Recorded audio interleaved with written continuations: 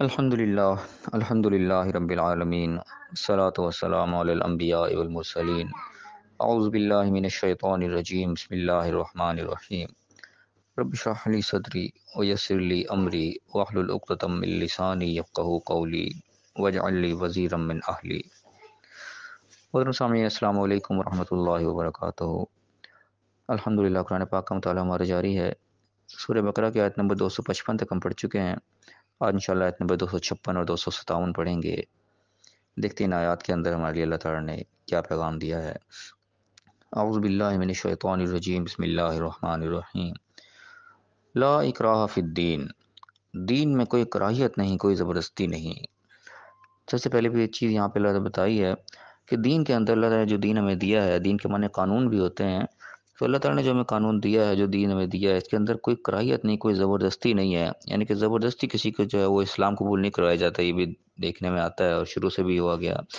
کہ ویسے کئی بات مشہور بتائی جاتی ہے کہ دین جو ہے اسلام وہ تلوار کے زور پر جو ہے وہ نافذ ہوا، تلوار کے زور پر پھیلا۔ حالانکہ یہ بات بالکل غلط ہے، تلوار کے طور پر بالکل نہیں پھیلا۔ تلوار کے زور پر پھیلنا ہوتا ہے تو ہندوستان کے اندر مسلمانوں نے سینکڑوں سال حکومت کی ہے، 700 سال حکومت کی ہے، تو وہاں تو کوئی بھی ایک ہندو نہ ہوتا، سارے کے سارے مسلمان ہی ہوتے اگر تلوار کے زور پر پھیلانا مقصود ہوتا۔ ایسا ہرگز نہیں ہے۔ مسلم دین جو ہے اسلام اپنے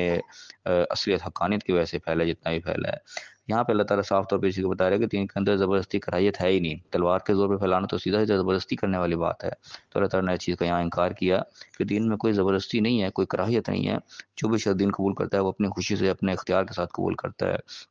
اللہ تعالیٰ نے قانون دیا ہے، اس قانون کا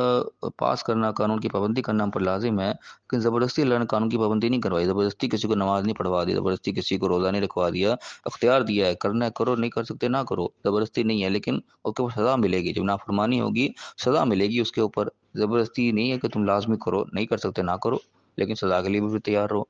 اور دنیا کے اندر بھی ہم عام طور پہ دیکھنے میں ایسی آتا ہے کہ قانون جو بھی بنتے ہیں ان میں کوئی زبردستی اس طرح سے نہیں کی جاتی۔ مثلا چور ہے، چور کے ساتھ زبردستی نہیں کیا کہ چوری کرے ہی نہ، چور آزاد ہے، چوری کر سکتا ہے کرنا چاہے، لیکن ہاتھ کٹے گا، پھر یہ بھی تیار رہے گا چوری کروں گا تو ہاتھ کاٹا جائے گا میرا۔ تو یہ چیزیں قانون اصل میں بنائے جاتے ہیں جو جرائم ہے، جو بھی چیزیں امن و امان کو قائم رکھنے کے لیے، جرائم کی روک تھام کے لیے، کہ جو جرم کرنے والا مجرم جو ہے وہ سزا سے ڈرتا رہے گا، میں نے کہ یہ جرم کیا مجھے یہ سزا ملے گی، اور سزا کے خوف سے وہ جرم کرے ہی نہ اور امن و امان جو ہے برقرار رہے۔ زبردستی کسی کو روکا نہیں جا سکتا، زبردستی کسی کے جو ہے چور کے ہاتھ نہیں باندھے جا سکتے کہ ہاتھ باندھے وہ چوری کر ہی نہ پائے۔ چوری کرنے میں وہ آزاد ہوتا ہے، کرنا چاہے کر لے۔ ایسا کسی کا مال کھاتے ہیں لوگ، کسی کو قتل کر ڈالتے ہیں، ہوتے وہ آزاد، کسی کو زبردستی روکا نہیں جا سکتا ہے، پاسبل ہی نہیں ہے۔ لیکن اس کے ساتھ سزائیں مقرر کر دی جاتی ہے۔ قانون جو ہے وہ سزا دیتا ہے، جب تم نے جرم کر لیا ہے اپنی مرضی سے کیا ہے، سزا تمہیں بھگتنی پڑے گی پھر۔ تو یہ چیز یہاں پہ بیان ہوئی کہ دین میں اللہ نے بیان کیا کہ کوئی زبردستی نہیں ہے۔ قد تبین الرشد من الغی، جو بھلائی کا راستہ ہے وہ برائی سے بالکل واضح الگ ہے۔ یعنی کہ جو ایسی بات نہیں کہ انسان کو پتہ نہیں چل رہا کون سا راستہ اچھا ہے کون سا برا ہے، اللہ نے واضح کر کے الگ کر دیا۔ چور چوری کرنے جاتا ہے، اس کو پتہ ہے میں چوری کرنے جا رہا ہوں، یہ غلط راستہ ہے۔ جو کسی کا مال کھا رہا ہے ناجائز طریقے سے، اس کو پتہ ہے میں مال کھا رہا ہوں، یہ غلط ہے، وہ واضح طور پہ اس کو جانتا ہے۔ جو کسی کے ساتھ نیکی کر رہا ہے، بھلائی کر رہا ہے، کسی کے ساتھ تعاون کر رہا ہے، اس کو پتہ ہے کہ میں نیک کام کر رہا ہوں، کسی کے کام آ رہا ہوں، اس کے ذہن میں کوئی تشنگی نہیں ہے، کوئی پتہ نہیں، کوئی میں پتہ نہیں کیا کر رہا ہوں کیا نہیں کر رہا۔ جو اصل برائی اور بھلائی ہے بالکل گمراہی اور بھلائی کا راستہ بالکل واضح ہے، انسان کو پتہ ہوتا ہے کہ میں کس راستے کے اوپر جا رہا ہوں۔ پھر فرمایا فمن یکفر بالطاغوت، اور جو پھر طاغوت کا انکار کرے، ویؤمن باللہ، اللہ پر ایمان لائے، فقد استمسک بالعروۃ الوثقی، تو اس نے پھر ایسی مضبوط رسی یا مضبوط ایسی کڑی کو، ایسے کنڈے کو ہاتھ ڈال لیا جو کبھی نہیں ٹوٹے گا۔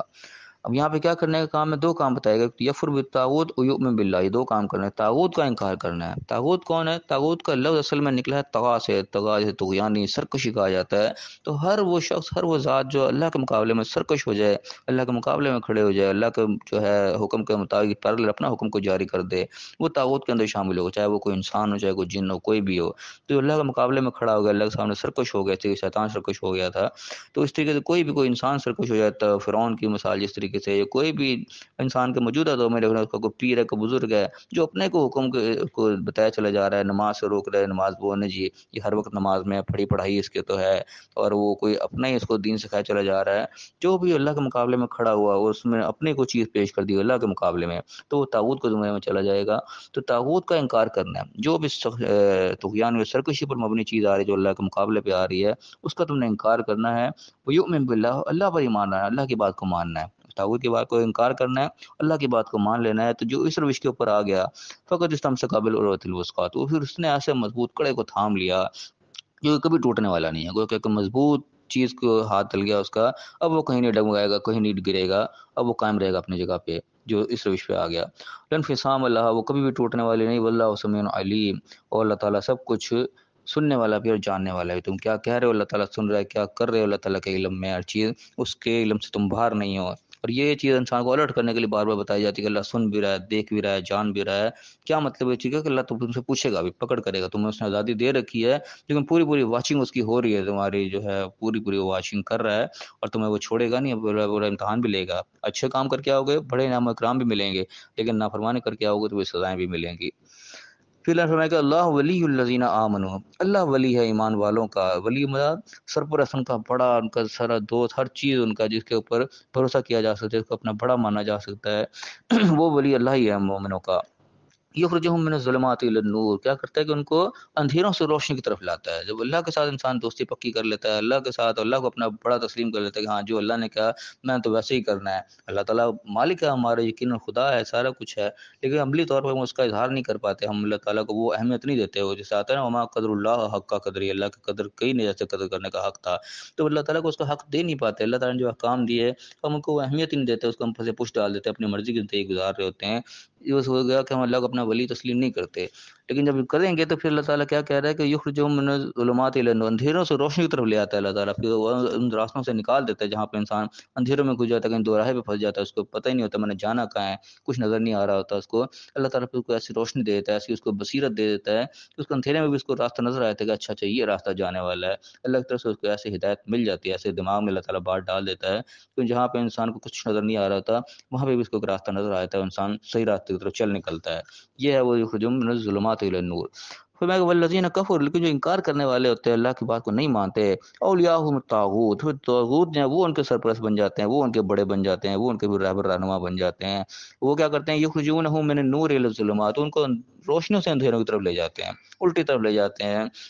کوئی اگر انسان اچھا بھلا صحیح راستے کی طرف جا رہا ہوتا ہے، اچانک سے ویسی حرکتیں شروع کرتا ہے کہ انسان بالکل گمراہی کی طرف چلا جاتا ہے۔ جیسے کہتے ہیں انسان کسی بری صحبت میں رہتا ہے تو بری صحبت کا اس کو برا ہی اثر پڑتا ہے، اچھا بھلا نیک انسان بھی ہوگا لیکن وہ برے لوگوں میں بیٹھنا شروع کر دے گا، اس کے آس پاس جو ہے برے لوگوں کا ڈیرا ہو جائے گا، تو اس کو برائی کی طرف ہی کھینچ کے لے جائیں گے، وہ اس کو روشنی کی طرف نہیں رہنے دیں گے، وہ اندھیروں کی طرف ہی لے جائیں گے جہاں پہ وہ خود جا رہے ہوں گے۔ تو یہ وہ بات ہے کہ جو اللہ کا انکار کرنے والے ہوتے ہیں ان کے سرپرست پھر وہ طاغوت ہی بن جاتے ہیں، جو اللہ کے سرکش لوگ ہوتے ہیں، اور وہ اس کو الٹ راستے کی طرف لے جاتے ہیں، روشنوں سے اندھیروں کی طرف وہ چلا جاتا ہے، پھر کسی نہ کسی کھڈے میں جا کرتا ہے، کو کچھ نظر نہیں آتا پھر میں کہاں جا رہا ہوں۔ اولئک اصحاب النار، یہ پھر جہنمی لوگ ہوں گے، آگ والے لوگ ہیں جو کہ اندھیروں کو سے روشنی کو چھوڑ کے اندھیروں کی طرف نکل جائیں، وہ ظاہر وہ جہنم کے گڑھے کے اندر ہی جائیں گے، ہم فیہا خالدون، پھر اسی کے اندر ہی وہ رہیں گے، ان کو پھر نکالنے والا کوئی نہیں ہوگا۔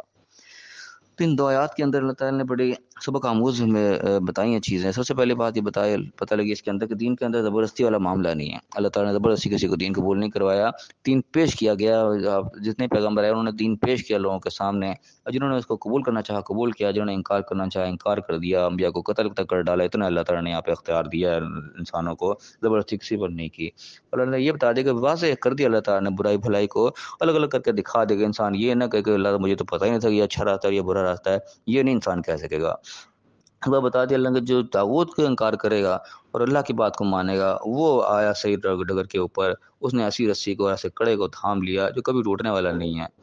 اور پھر اللہ نے یہ بتا دیا کہ اللہ تعالیٰ کو جو ایمان والوں کو ولی جو ہے وہ اللہ ہی ہے، اللہ کو اپنا ولی ہم بنائیں، اللہ کے ساتھ دوستی ہم کریں، اللہ کی بات کو مانیں، جیسے اللہ کہہ رہا ہے اس طریقے سے ہم اپنی زندگی کو گزاریں، پھر اللہ کو اپنا سرپرست بنا لیں، تو نتیجہ کیا نکلے گا کہ اندھیروں سے روشنی کی طرف ہم چلے جائیں گے، کوئی راستہ ہمیں ایسا نہیں ہوگا جہاں ہمیں کوئی راستہ نظر نہ آ رہا، کوئی اندھیرے میں ہم پھنس گئے ہوں، اللہ تعالیٰ وہاں پہ ہمیں روشنی دے گا، ایسی عقل سمجھ ہمیں عطا کر دے گا، ایسی بات ہمارے دماغ میں ڈال دے گا جو ہمیں روشنی کی طرف نکال دے گی، اس اندھیرے سے ہم نکل جائیں گے۔ لیکن اس کا الٹ یہ ہے کہ جب اللہ کی باتوں کو انکار کر رہے ہوں گے، اللہ جو کہہ رہا ہے وہ ہم مان نہیں رہے ہوں گے، تو پھر ہمارے اوپر طاغوت بن جائیں گے، وہ سرکش لوگ پھر ہمارے اوپر آ کے بیٹھ جائیں گے جو ہمیں روشنیوں سے اندھیروں کی طرف لے ڈوبیں گے، اور پھر وہ جہنم کا ہی راستہ ہوگا۔ اللہ تعالیٰ سے راستوں سے ہمیں محفوظ فرمائے، جو طریقہ کار اللہ تعالیٰ نے بتایا اس کے مطابق ہمیں زندگی گزارنے کی توفیق عطا فرمائے، اور دنیا آخرت دونوں جگہ کامیاب فرمائے، آمین۔ وآخر دعوانا ان الحمد للہ رب العالمین۔